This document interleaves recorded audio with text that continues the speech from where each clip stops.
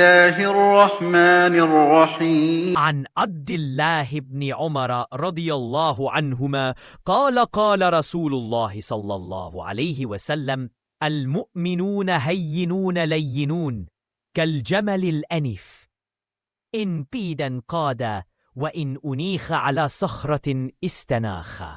مؤمن نرم خو اور عاجزی اختیار کرنے والا ہوتا ہے، بالکل اس اونٹ کی طرح جو ناک میں نکیل ڈالے ہو، اگر اس کو قابو کیا جائے تو مان جاتا ہے، اور اگر کسی پتھر پر بٹھا دیا جائے تو بھی بیٹھ جاتا ہے۔ اس حدیث میں مؤمن کی عاجزی، نرم مزاجی اور اطاعت شعاری کو بیان کیا گیا ہے۔ مؤمن ضدی اور سرکش نہیں ہوتا، بلکہ حق بات کے سامنے جھکنے والا اور اللہ اور رسول صلی اللہ علیہ وسلم کے احکام کے سامنے سراپا تسلیم ہوتا ہے۔ معاشرتی زندگی میں بھی مؤمن لوگوں کے لیے سہل اور نرم رویہ اختیار کرتا ہے، سختی اور غرور سے نہیں جیتا۔ یعنی مؤمن کی پہچان سختی نہیں بلکہ نرمی اور عاجزی ہے۔ آپ کے خیال میں ایک مؤمن کی سب سے بڑی خوبی کیا ہونی چاہیے؟ کمنٹس میں ضرور بتائیں۔